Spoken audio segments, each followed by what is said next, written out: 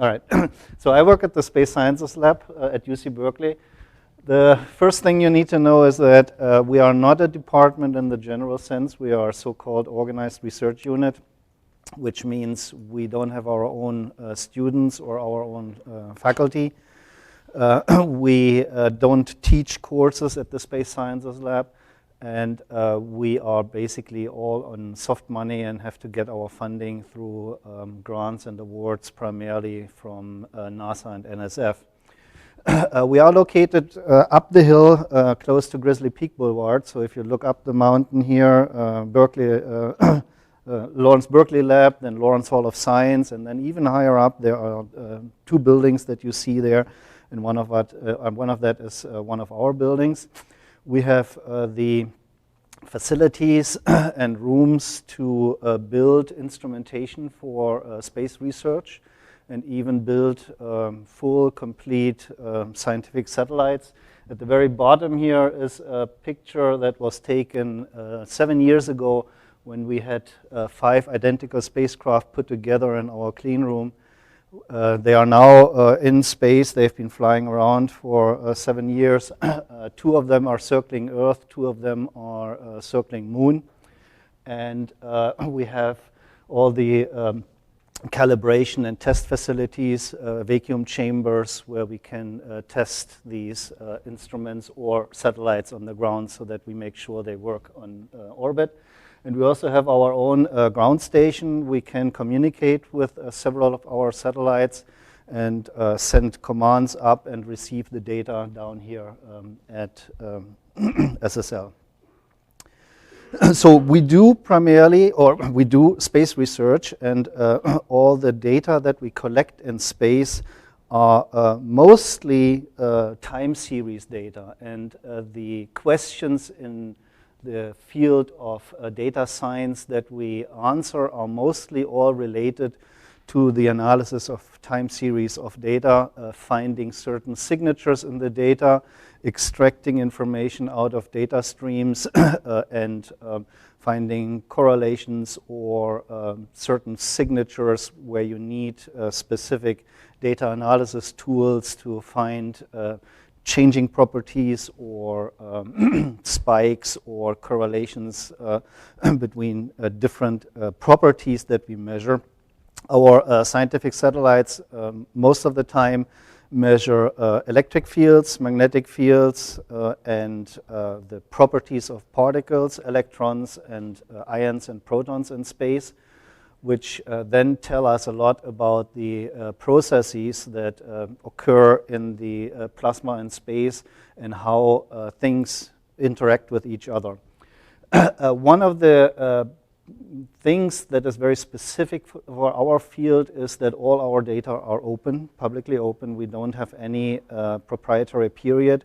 That is a requirement that has come from primarily NASA over the past something like 20 years or so. So whenever we collect data and have confirmed that the calibration is correct, that the data quality is good, then we have to make it public to anybody in the world. We have a number of projects, and I list a couple of those projects here just to give you a little bit of a feeling what we have, and then at the very bottom and at the end I will also talk about a few software projects that we have at Space Sciences Lab. But let me start with these projects here. So for instance, we are part of a larger collaboration which is called the Center for Integrated Space Weather Modeling. So where we take the measured data and feed them into models of certain processes, mostly within the solar system. So we have 2 major groups. One that I'm also part of deals with science just within the solar system. And then we also have an astrophysical group that really looks into the very, very far distance. But this integrated space weather modeling deals with the processes around Earth and how we can, first of all, match the observations with predictions by models, or then also improve models by finding differences in when we feed the models with data and get different responses out of that than what we actually measure and see, then we need to improve the model somehow. Another thing, so many years ago, that was actually my very first project that I started with at Space Sciences Lab, was the image spacecraft that was launched in 2000. We had a camera on board to observe the aurora from space.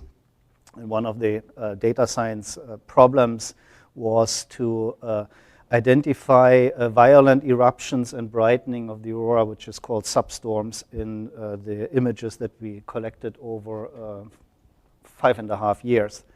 Another instrument, the ISUL, that's imager for sprites and upper atmospheric lightning.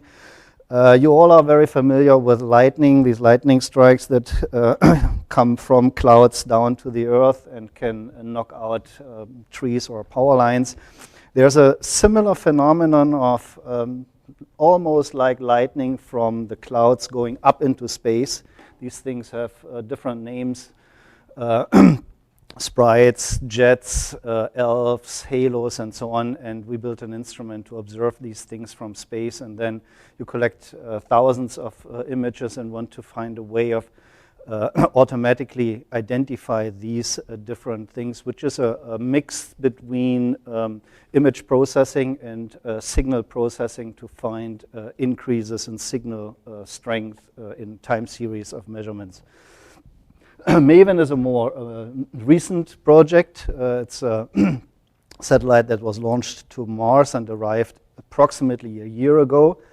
And the Space Sciences Lab built several of the instruments to measure and to analyze the particles around Mars, with the final goal to find out why Mars many million years ago actually had an atmosphere similar to our atmosphere, and it lost it over hundreds of thousands or millions of years, but we don't really know why. And this project tries to find out why Mars lost its atmosphere.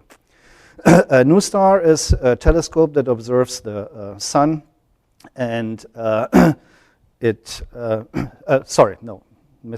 NuSTAR actually is an astronomical telescope that looks at X-rays from supernovae or neutron stars and tries to find out why these things go off.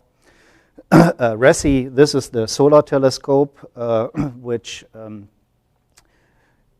this instrument actually is in this respect special, that every single photon that is collected by that instrument is analyzed, and the information about that photon is sent down to Earth.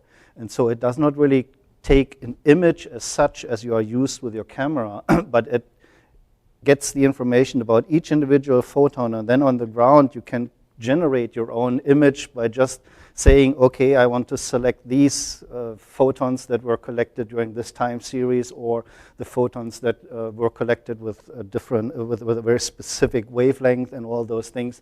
And that makes the analysis of the data stream coming from that satellite very, very special. SETI at home, you may have heard about this. This is a search for extraterrestrial signals from extraterrestrial civilizations in radio signals.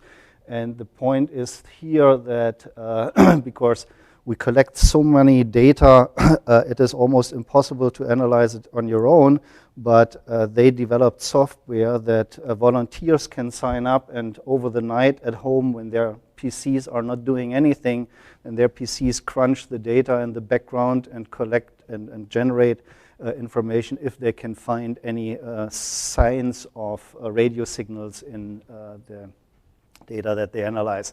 THEMIS, that was this 5-satellite mission that I showed in the picture. Here, one of the things is that we find violent changes in the properties of electric and magnetic fields in space, and want to find when in time do they happen, and what can we actually see about them, and what can we analyze. And timed, this is a mission that has been in space for quite some time now. and looks down at the upper atmosphere, and we try to find signatures of changes in the brightness of the upper atmosphere that is caused by so-called atmospheric gravity waves.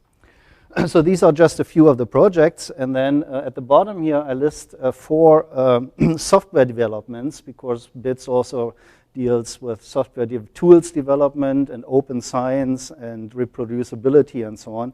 And so BOINC is this Berkeley Open Infrastructure for Network Computing, which was the basis for this distributed computing that is used in SETI at Home and some other similar projects.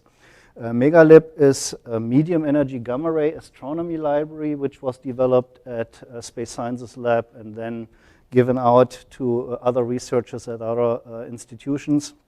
Solarsoft is the system for the RESI data analysis, where they take these individual photons and the information and put together images or analyze streams of when these photons were emitted and where on the sun.